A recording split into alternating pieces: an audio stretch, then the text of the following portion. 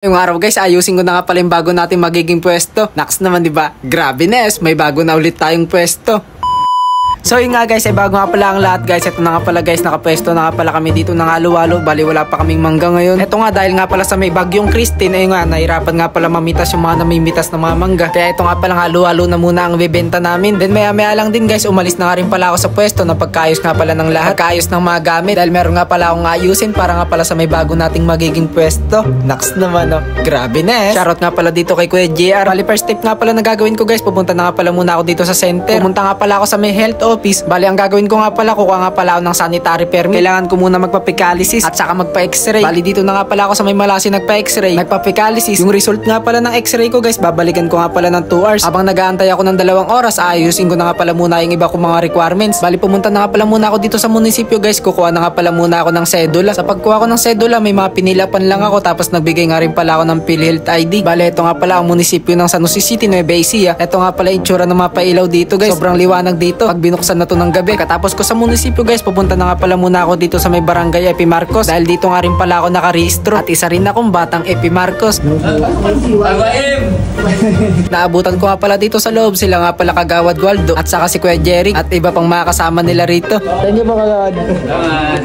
Thank you po. Grabe ano?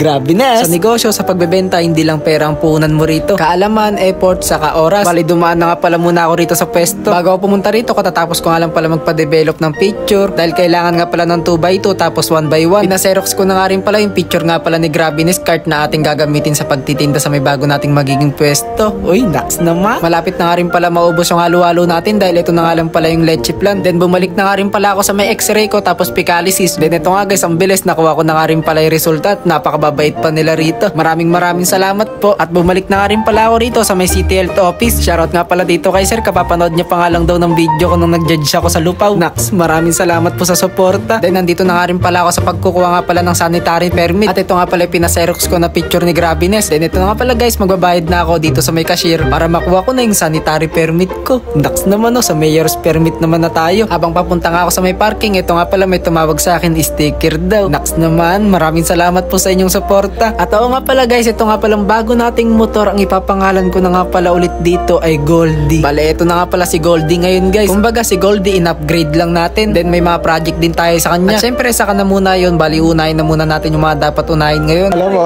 Hello po. Bali ngayon guys, ito na nga pala tayo sa may pagkuha ng mayor's permit. Punta na nga pala muna ako dito sa may tourism office. Bale, ito nga pala ang kinuha kong form. Bale, inayos ko na nga pala muna yung mga requirements ko bago nga pala kumuha ng mayor's permit. Then ito na ipasa ko na nga rin pala yung mga requirements ko. At ngayon naman guys, magbabayad na nga pala muna ako rito sa cashier. At nandito na nga pala ulit ako, bumalik ako sa may release. Mga ilan minutes na pag-aantay ko, ito na nga pala nakuha ko na yung mayor's permit ko. Ipapas ko na lang to sa may tourism office. Bale, ito nga palang inayos ko na pwesto guys. Ito nga pala yung magiging pwesto natin sa may pailaw-ilaw dito sa may San Jose City, Nueva Ecija. Dito nga pala sa may cake guys. Bali malapit na. Mga 1 linggo na lang or 5 days na lang yata o 4 days. Then ayun nga guys, pagkatapos ko nga pala sa may tourism office, pinabunot na nila ako. Or 21 na ako ng hapon, natapos nga pala guys. Uwian na ng mga estudyante kaya medyo traffic na sa daan. At simula ako sa pag-aayos ng mga requirements, mga 10 AM nga pala. Pinabunot na nga rin pala ako ng number kung saan nga palang pwesto kami mapupunta. Buti na lang nag-video ako kanina. Dito nga pala kami mapupunta sa may likod nga pala ng munisipyo. Dito nga pala sa may exit. At number 139 nga pala kami. Bali dito nga pala kami banda magpe-pesto. Para pagka hinanap nyo yung pesto namin guys, alam nyo na. Tama nga ang sinabi ko, traffic na. Then pagkabalik ko nga pala dito sa pwesto guys, yung halo-halo natin ay ubos na. Bali inaantay na lang yung kolong-kolong para akutin yung mga gamit. Pero nakaubos na ano? Dahil mabilis maubos yung mais ngayon guys, pumunta na nga pala muna ako dito sa palengke para nga pala bumili, kaso naubos na rin. Mais pa?